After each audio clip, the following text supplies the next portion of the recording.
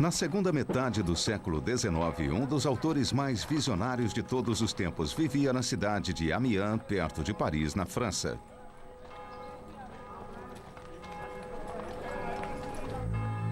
Hoje, Júlio Verne é mundialmente aclamado como o pai da ficção científica. Alguns chegam a acreditar que ele não só previu o futuro, mas que o inventou.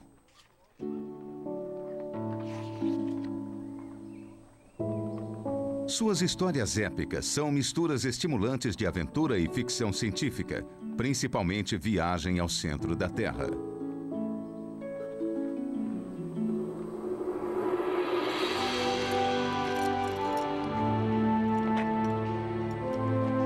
Os heróis de Júlio Verne que exploraram o mundo subterrâneo foram o professor alemão Otto Lidenbrock, seu sobrinho Axel e o guia islandês Hans.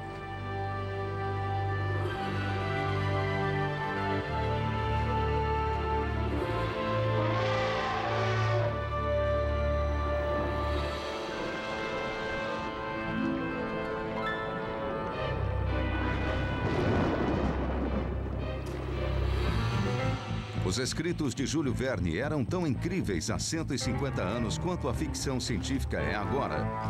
E muito do que ele escreveu tornou-se realidade, tornou-se fato científico.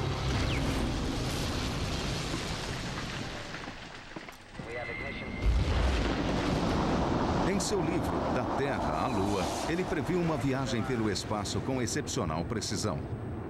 A plataforma de lançamento de seu foguete ficava a apenas 150 quilômetros do que hoje é o Cabo Canaveral.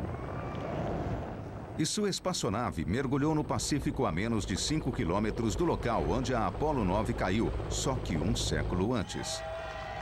Estamos conquistando o espaço desde a época de Júlio Verne, mas para chegar ao centro da Terra ainda temos um longo caminho a percorrer.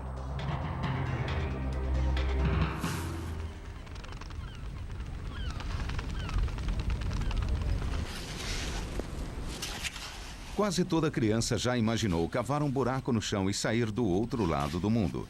Se pudéssemos fazer isso, onde sairíamos?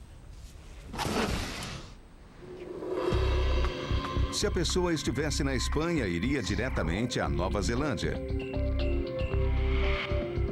Da Argentina, sairia na China. E de Miami, chegaria a Perth, na Austrália.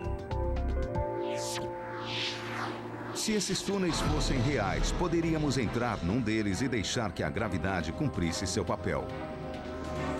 A gravidade faria com que acelerássemos até o centro.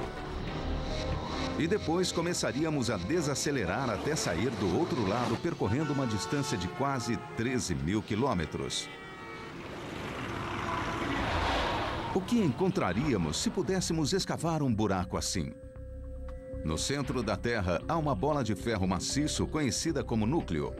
A parte externa, feita de ferro derretido, se mexe à sua volta. Depois vem o manto, uma camada de rocha quente de 2.900 quilômetros de espessura que se move lentamente. Já a crosta onde vivemos é fina e é dividida em pedaços chamados placas.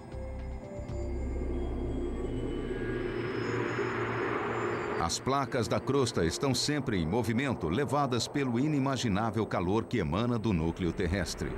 Quando elas colidem, o impacto faz curvar as terras planas, formando desfiladeiros, abismos e montanhas.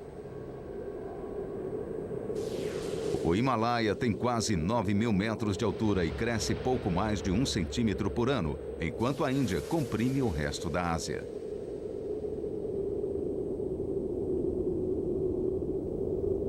Descer um desfiladeiro que sofreu erosão é como fazer uma viagem de volta no tempo, porque mostra como a crosta da Terra mudou e continua mudando. Diferentes camadas de rocha construíram a superfície terrestre durante milhões de anos e são implacavelmente corroídas pelo vento e pela água.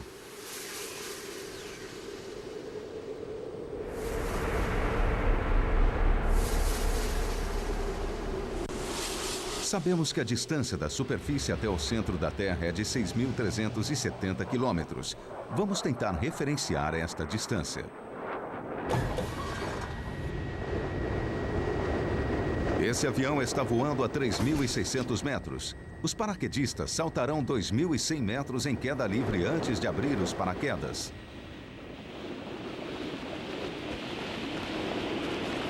Eles cairão a mais de 160 km por hora e nessa velocidade chegariam à superfície em pouco mais de 1 minuto. Se continuassem nessa mesma razão até o centro da Terra, levariam mais de 39 horas. A distância é a mesma, por exemplo, de São Paulo a Miami.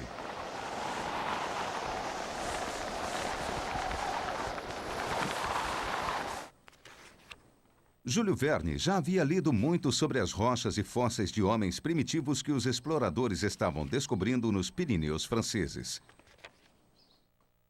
Foi daí que veio a inspiração para escrever A Viagem. Mas como não era de meias medidas, ele se perguntava o que aconteceria se os exploradores fossem muito mais fundo.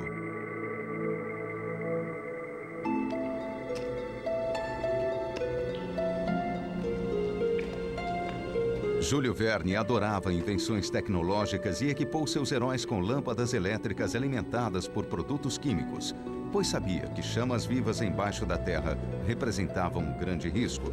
Ele então solucionou de maneira original esse problema numa época em que a iluminação a gás ainda era um luxo e apenas os cientistas conheciam a eletricidade.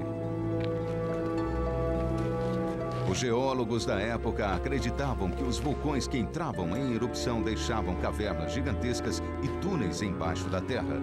Júlio Verne baseou-se nisso para fazer sua rota ao centro do planeta. Ele era fascinado pela geologia e seus exploradores passaram por locais repletos de minerais e metais preciosos e penetraram em catedrais de estalactites e estalagmites formadas no calcário por 1 bilhão de gotas d'água.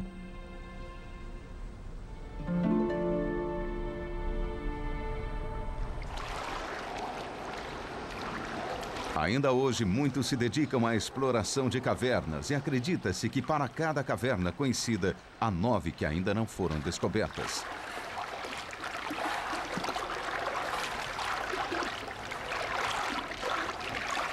Estas são as novas fronteiras para a exploração do nosso planeta.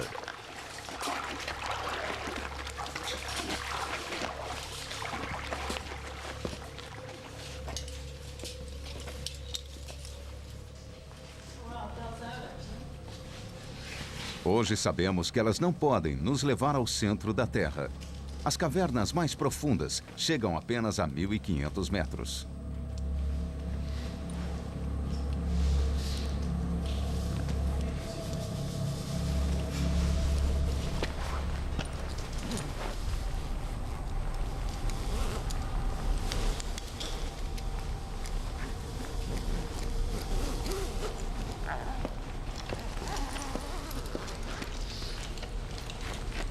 Mas a necessidade, ou ganância, segundo muitos, nos levou ainda mais longe.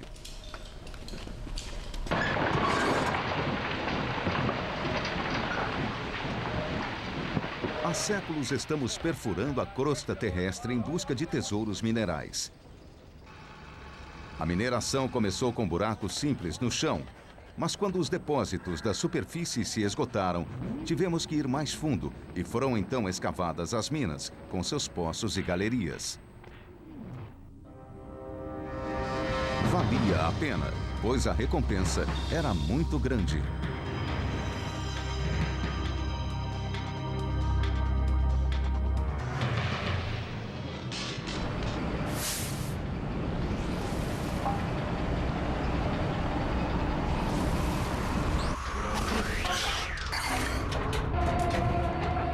Estes homens estão indo em direção ao centro da Terra.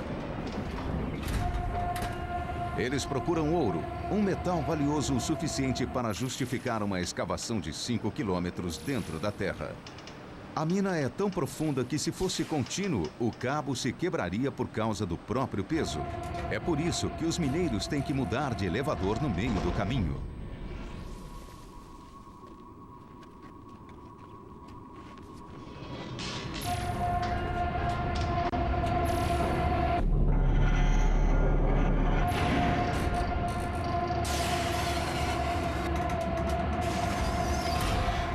Esta é a mina mais profunda do planeta. É também o mais fundo que alguém já chegou escavando a crosta terrestre. Esses mineradores fazem isso todos os dias. Eles estão a 3.600 metros de distância da superfície.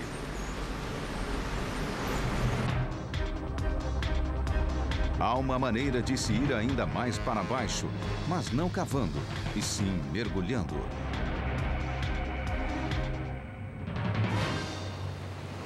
Em 1960, 3 homens usaram um batiscafo chamado Trieste para chegar ao ponto mais profundo do planeta, o Abismo Challenger, na Fossa das Marianas, próximo à ilha de Guam, no Pacífico.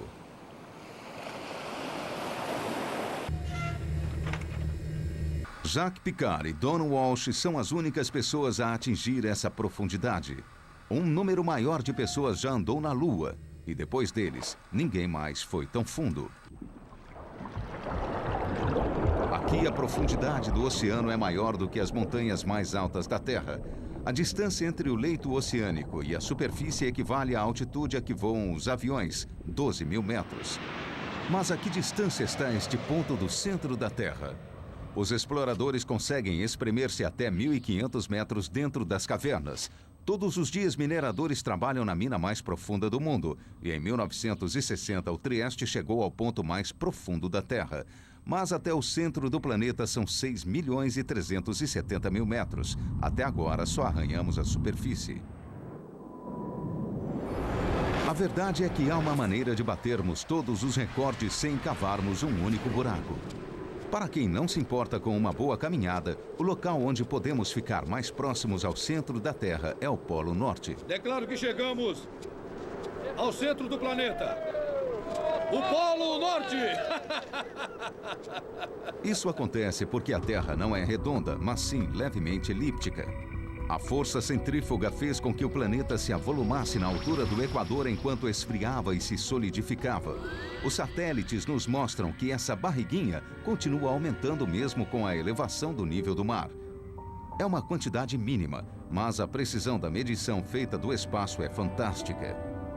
Júlio Verne teria adorado.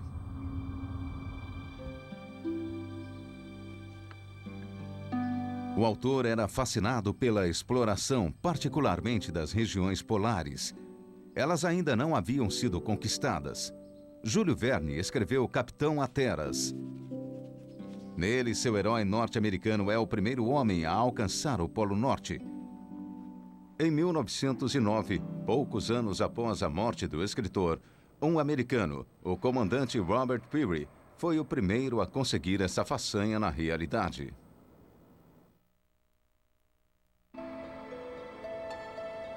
O século XIX foi extremamente fértil para os cientistas que estudavam o planeta. Charles Darwin escrevia A Origem das Espécies, argumentando que a paisagem, os animais e as plantas levaram milhões de anos para evoluir. Júlio Verne estava fascinado com os fósseis, os restos de criaturas já extintas.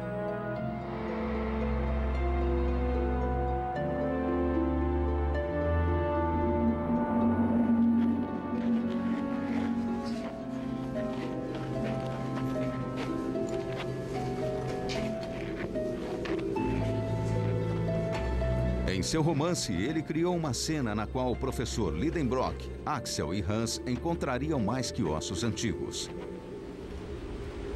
E se eles se deparassem centenas de quilômetros embaixo da Terra com exemplares vivos de espécies consideradas extintas?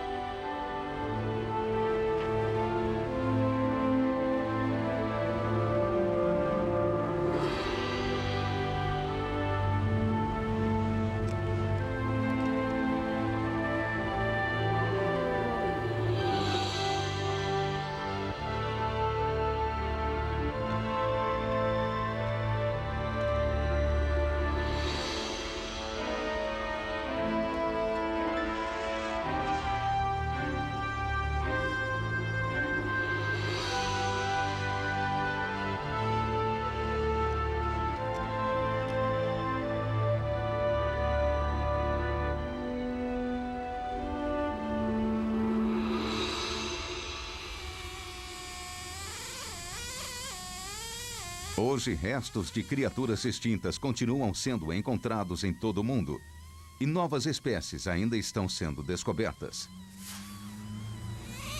Uma equipe da Universidade de Bristol, na Inglaterra, liderada por Mike Benton, está reunindo fósseis do que pode ser o dinossauro herbívoro mais antigo do planeta. Fósseis são os restos de plantas e animais que já viveram. Por exemplo, uma criatura que vive no mar, quando morre, sua carcaça vai para o fundo. Com o tempo, seus ossos ficam sem carne, que é comida por outros animais, e os ossos acabarão sendo enterrados pela areia ou lodo. No curso de dezenas ou centenas de anos, com a pressão desse sedimento, minerais se infiltrarão nesses ossos, transformando-os em fósseis.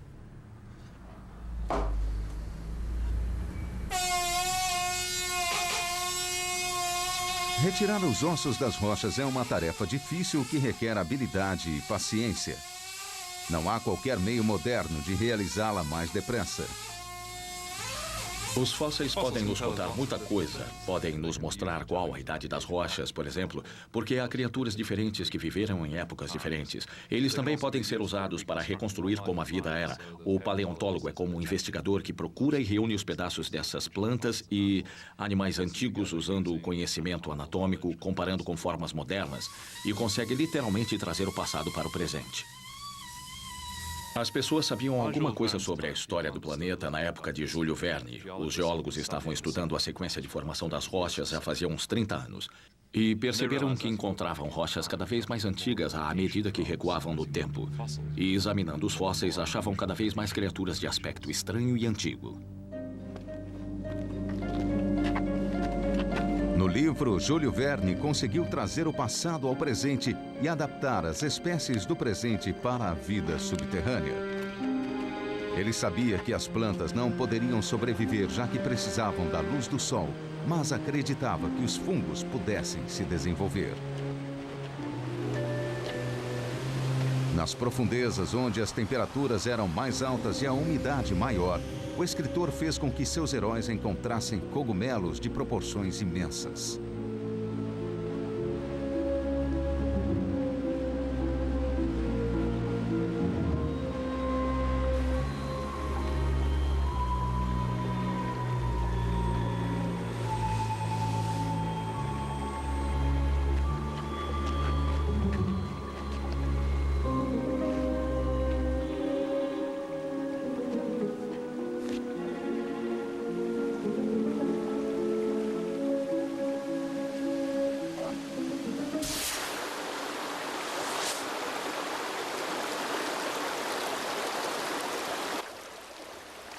Mas o que será que pode ser encontrado numa verdadeira viagem ao centro da Terra?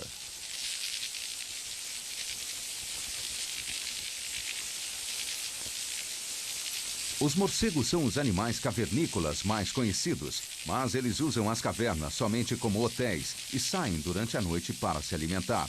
Temos que ir mais fundo para encontrar uma forma de vida mais estranha. Estes são alguns dos últimos locais inexplorados do planeta. Todas as cavernas têm vida animal, mas será que elas se desenvolveram aqui, no isolamento? Ou será que vieram da superfície? São animais que não precisam de coloração para protegê-los do sol e nem de olhos para enxergar, uma vez que vivem em total escuridão, encontrando comida pelo tato e pelo cheiro. Animais que vivem em cavernas, os chamados trogloditas, são difíceis de serem estudados. Eles vivem em fendas muito pequenas e podem nunca ser encontrados, até mesmo pelos exploradores mais intrépidos.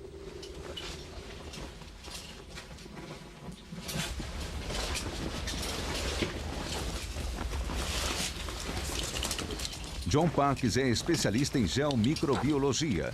Para trabalhar com essas esquivas formas de vida, ele vai vendo o trabalho de um jeito que a maioria das pessoas faria de tudo para evitar. Encontramos vida na Terra independente do fato de que quanto mais fundo você vai, maior é a pressão e mais alta é a temperatura. Mas são formas de vida muito pequenas, são organismos microscópicos, em sua maioria bactérias, organismos que conseguem sobreviver nessas condições. Algumas criaturas conseguem crescer em ambientes de 113 graus Celsius, uma temperatura muito mais alta que a da água fervente.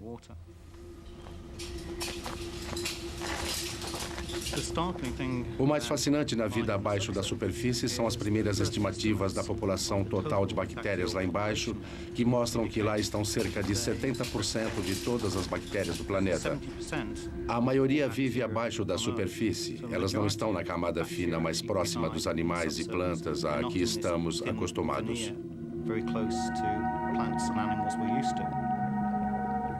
O que será que essas bactérias comem? Novas descobertas sugerem que elas talvez comam a própria Terra. Na época de Júlio Verne, a ciência acreditava que todas as cavernas haviam sido criadas pela água que corroía as rochas. Será que é isso mesmo? Essas cavernas foram formadas há milhões de anos antes que o nível do mar subisse. Hoje elas estão abertas apenas para intrépidos cientistas como Sam Smith. Ela acredita que não foi a água que corroeu as rochas, mas sim as bactérias. Acredito que sem as bactérias, as cavernas e calcários não existiriam. Elas são necessárias para formar os ácidos carbônicos e outros ácidos encontrados no solo acima da zona onde as cavernas podem se formar e que começam, então, a escavar a caverna. Não há dúvida de que, com o tempo, a corrosão pela água também tem seu papel, mas a presença das bactérias também é necessária.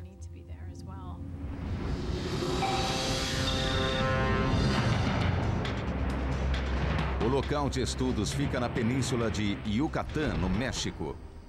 Um lugar onde as rochas ainda estão em formação, de maneira que Sam pode examinar as mudanças pelas quais elas estão passando agora. Em Yucatán fica o mais longo sistema de cavernas submersas do planeta. É o melhor lugar que existe para explorar o lado subterrâneo do nosso mundo.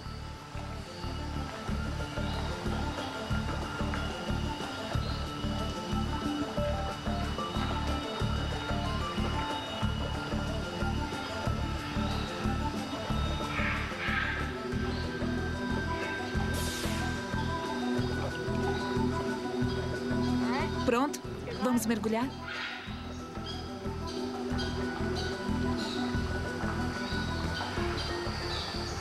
Essas cavernas têm 80 quilômetros de extensão e mais de 120 metros de profundidade. Se Sam estiver certa, as bactérias que comem rocha as escavaram e continuam fazendo isso. Na busca pelas bactérias, ela penetra nesse labirinto embaixo d'água.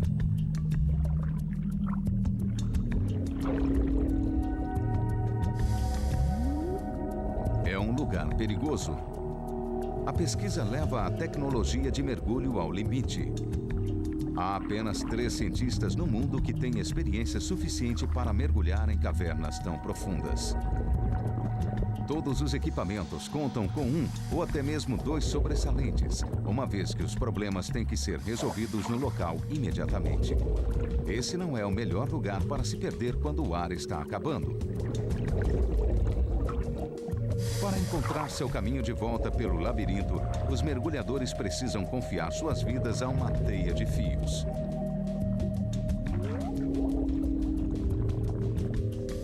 Eles nunca se esquecem de que se algo der errado, não há como simplesmente flutuar até a superfície. Poderiam morrer muito antes de chegar à saída.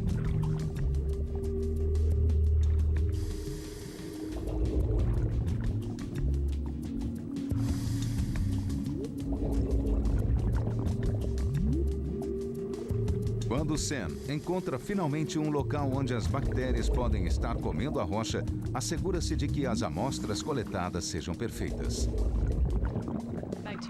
Recolhemos as amostras de bactérias em recipientes esterilizados, em autoclave, esterilizando-os pela pressão ou lavando os recipientes com álcool.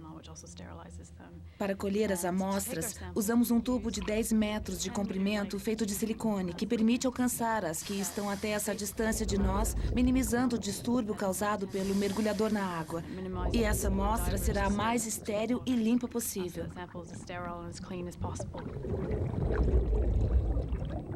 Depois de chegar até aqui, é vital que Sam não acabe contaminando as amostras com suas próprias bactérias. Após recolhermos as amostras, levamos imediatamente até a superfície, onde elas são colocadas e mantidas no gelo o mais rápido possível, até chegarmos ao laboratório do acampamento.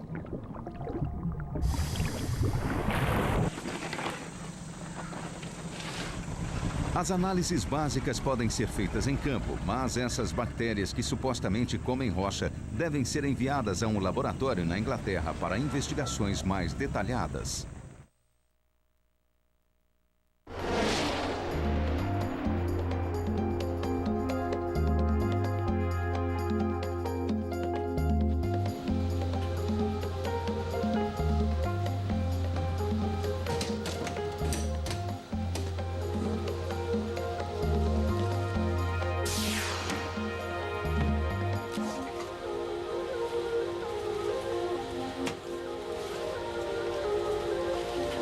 Durante a viagem pelo México, as bactérias ficam refrigeradas a 4 graus Celsius, aguardando. No laboratório, são separadas, divididas e aquecidas até 24 graus, a temperatura da água nas cavernas.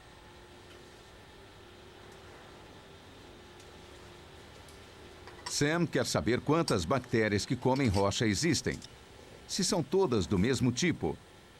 E, acima de tudo, verificar se os ácidos que elas produzem podem esculpir as cavernas. Se a pesquisadora estiver certa, a geologia dará um passo enorme.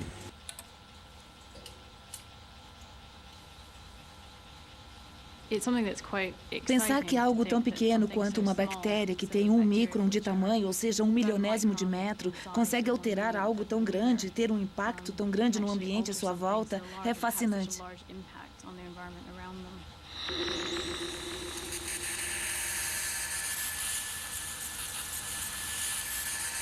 Existem bactérias em todos os lugares, no ar, na água, na terra, no mar. É possível encontrá-las em qualquer parte do planeta. Elas conseguem viver em temperaturas extremas e inclusive no ácido. É provável que a descoberta de bactérias no subterrâneo do planeta esteja condicionada à temperatura.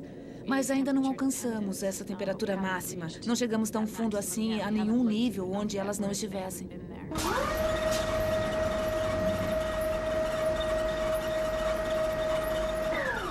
Pode ser que as bactérias acabem se revelando os verdadeiros tesouros enterrados no planeta, tão valiosas para nós no futuro quanto os minerais hoje. Estamos todos acostumados a usar detergentes biológicos no sabão em pó. Eles vêm de organismos que vivem em ambientes com temperaturas de até 60 graus Celsius. Se encontrarmos organismos que crescem em temperaturas de 130 a 150 graus, eles poderiam funcionar como catalisadores esplêndidos para toda uma gama de diferentes compostos.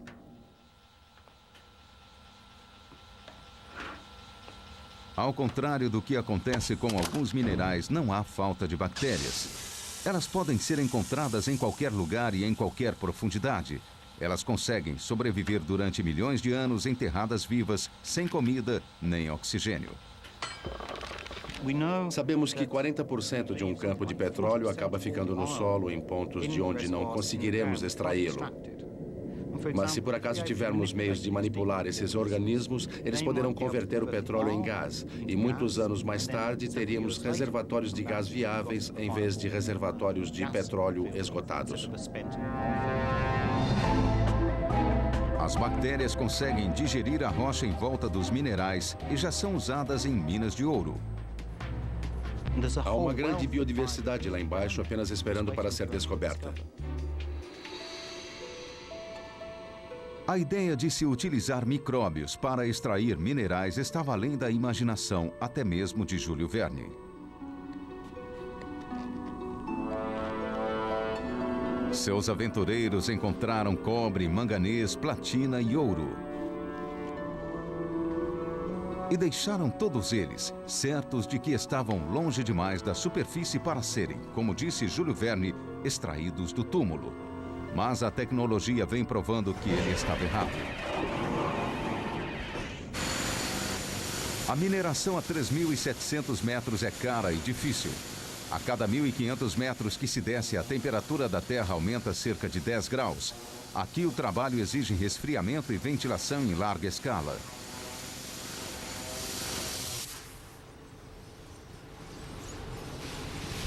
A mina usa mais eletricidade do que uma cidade pequena, produzindo 80 mil toneladas de gelo por dia e trazendo de 3 mil metros de profundidade 10 toneladas de minério para extrair cada grama de ouro.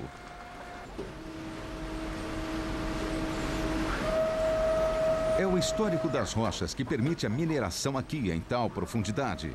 Na maioria dos lugares seria quente demais. Mas na África do Sul, a crosta terrestre é mais antiga que na maior parte dos outros lugares e teve, portanto, mais tempo para esfriar. Há 2,5 bilhões de anos, o ouro se acumulou como um lago na superfície. Com o passar do tempo, a Terra e o ouro foram forçados para dentro do planeta. Nenhum depósito mais rico que esse foi descoberto até hoje.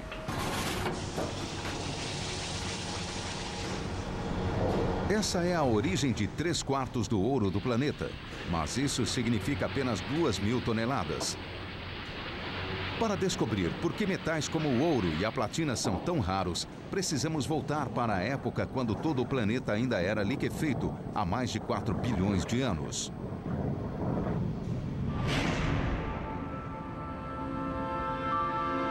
Um asteroide gigante colidiu com a Terra ainda em formação.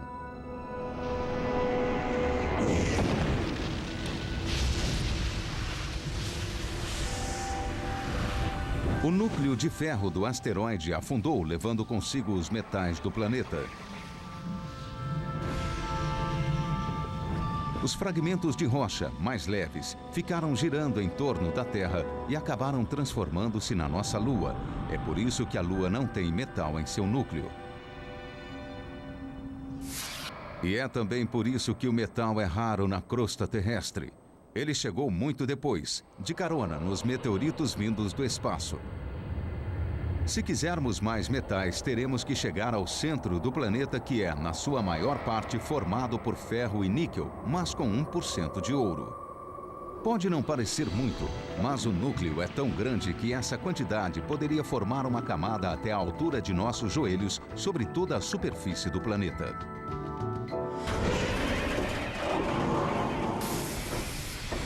Na África do Sul, os mineradores já estão indo mais fundo em busca de ouro.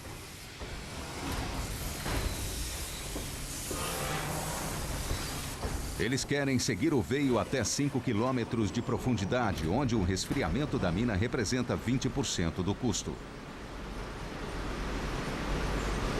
Para extrair o precioso metal, provavelmente serão necessários trajes termicamente controlados ou robôs.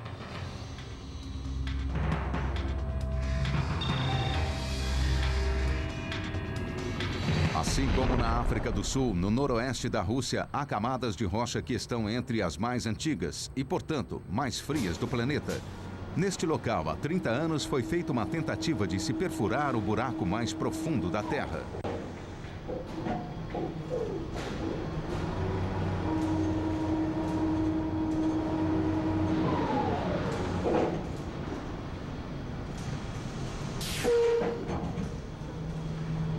Poucos anos antes, os alemães haviam tentado e falhado.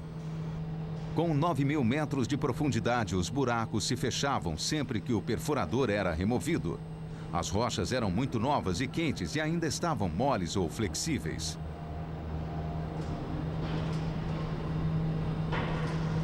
Quatorze anos depois, os russos conseguiram alcançar 12.000 metros. Amostras foram retiradas e analisadas pelos geólogos sob grande expectativa. Ninguém havia visto rochas de um local tão profundo.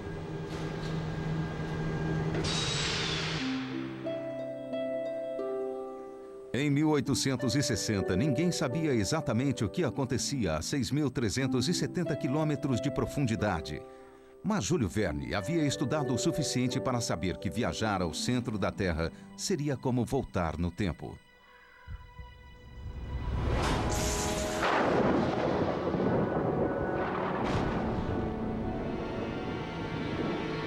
O autor ambientou uma famosa cena num imenso oceano subterrâneo, iluminado apenas por raios e tempestades magnéticas. Era fantasia.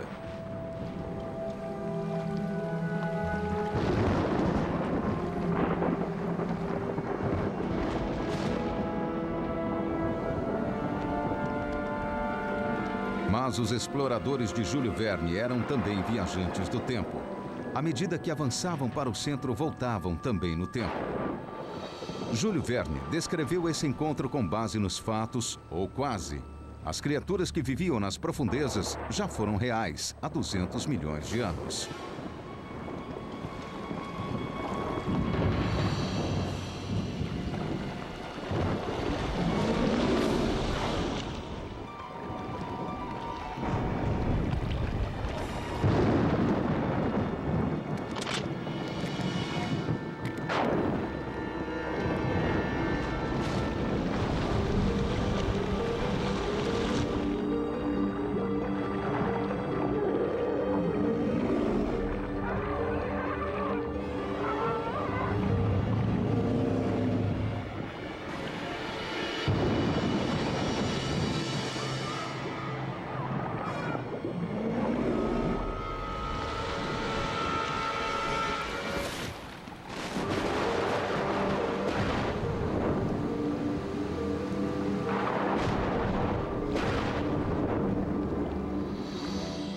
Júlio Verne estava certo. Há um grande mar feito de ferro derretido no centro da Terra.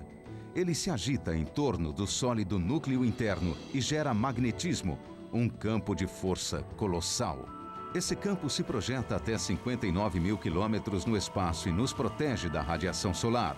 Mas existem indícios de que sua potência está se esgotando. E isso pode significar que ficaremos expostos a uma dose letal de raios cósmicos. Em Harvard, Jeremy Bloxham tenta descobrir por que isso está acontecendo. Um dos objetivos da nossa pesquisa é tentar desenvolver a capacidade de prever o que acontecerá ao campo magnético no futuro. E é um grande interesse, particularmente neste momento, porque nos últimos 150 anos, sua força diminuiu cerca de 10%. E essa é uma razão de decréscimo, característica de um campo que vai entrar em inversão magnética. É uma pergunta importante. Será que o campo magnético vai mesmo se inverter? Uma inversão magnética significa que o Polo Norte se tornará o Polo Sul e vice-versa. As bússolas apontarão para o sentido oposto. A navegação ficará literalmente de cabeça para baixo. Mas não será a primeira vez que algo assim acontece. Deve ter havido cerca de 60 inversões nos últimos 30 ou 40 milhões de anos. Em termos geológicos, portanto, é um evento bastante frequente. Mas na escala temporal da experiência humana, é bem raro. O que aconteceria numa inversão? Será que conseguiríamos nos orientar? Atualmente, as bússolas magnéticas são raramente usadas para a navegação. O mais comum é o sistema de posicionamento global via satélite, que não seria afetado. Mas antes da inversão, o escudo magnético do planeta falharia. E sem ele, os satélites bombardeados pela radiação seriam destruídos no espaço. As coisas dariam errado não apenas para a navegação humana. Muitos animais se apoiam em bússolas magnéticas internas para migrar. Ninguém sabe como eles se comportariam. Mas as inversões não acontecem da noite para o dia, pois o campo de força decai lentamente. Jeremy o observa de perto. Uma grande variedade de técnicas pode ser usada para avaliar como o campo está mudando. Temos medições modernas feitas por espaçonaves em órbita, especificamente para o campo magnético. Temos observatórios permanentes em diversos lugares do planeta que fazem medições constantes do campo magnético. Mas os detalhes desse processo, seu modo de funcionamento, são pouco conhecidos. É por isso que Dan Lathrop, da Universidade de Maryland, construiu um modelo ativo do núcleo da Terra.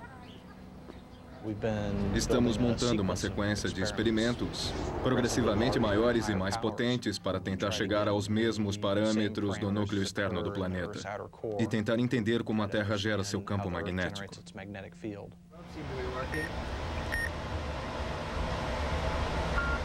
Fique de olho na temperatura. Está bem.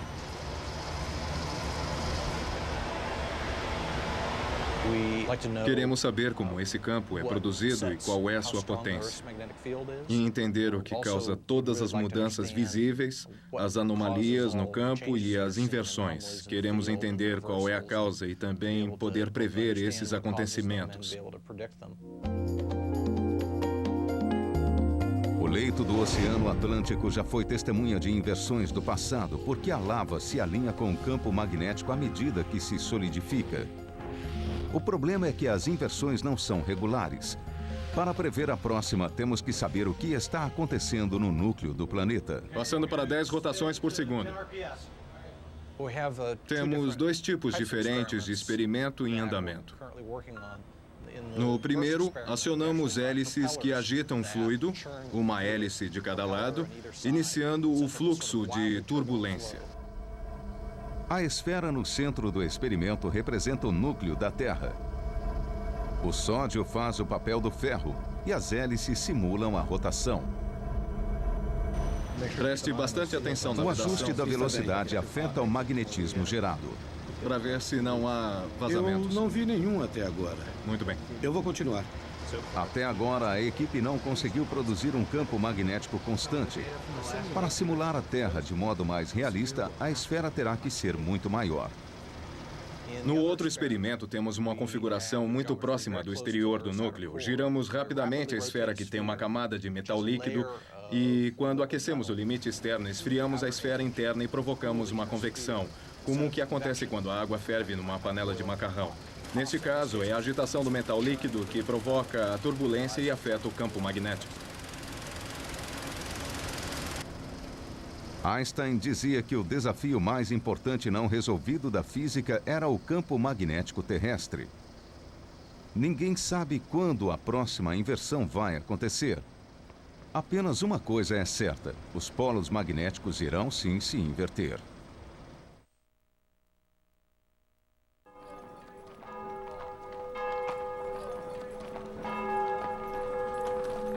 A influência de Júlio Verne no mundo foi imensa. Ele impulsionou gerações de jovens leitores a fazer carreira na ciência, engenharia e exploração, e inspirou os inventores do submarino, do helicóptero e do rádio. Não há dúvida de que seus romances influenciaram as mentes que mudaram nosso mundo.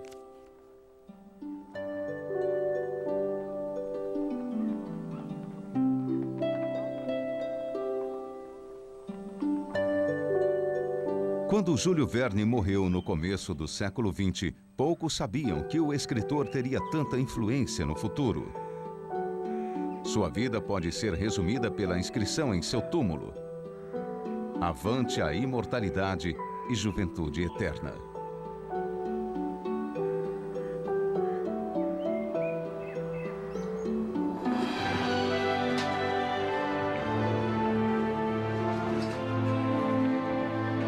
A aventura de Júlio Verne levou o professor Lidenbrock, Axel e Hans numa jornada incrível. Era uma fantasia, mas como todos os romances do escritor, baseava-se nos fatos científicos mais recentes da época.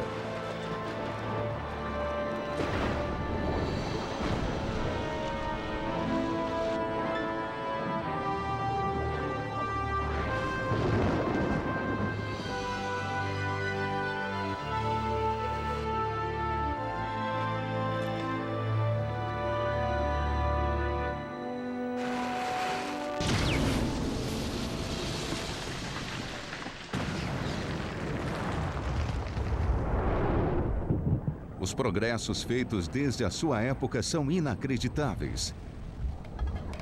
Recolhemos lava derretida, a esmagamos, quebramos e observamos numa máquina tão sofisticada que consegue identificar íons individuais.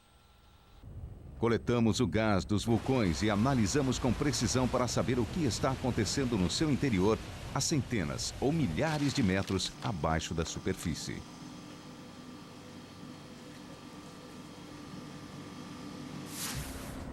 Reproduzimos minerais idênticos aos que existem dentro da Terra, imitando as inacreditáveis pressões e temperaturas. E ainda estamos descobrindo o modo como nosso planeta foi formado e como continua a mudar.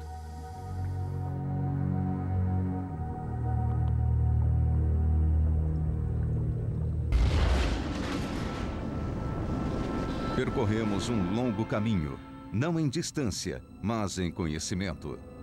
Nos aventuramos a 320 mil quilômetros no espaço, mas a apenas 11 quilômetros para dentro do nosso planeta.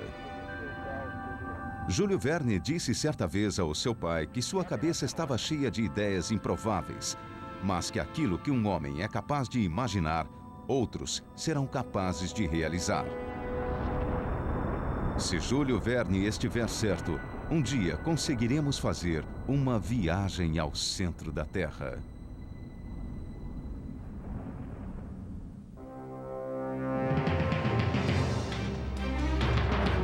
Versão brasileira DPN Santos.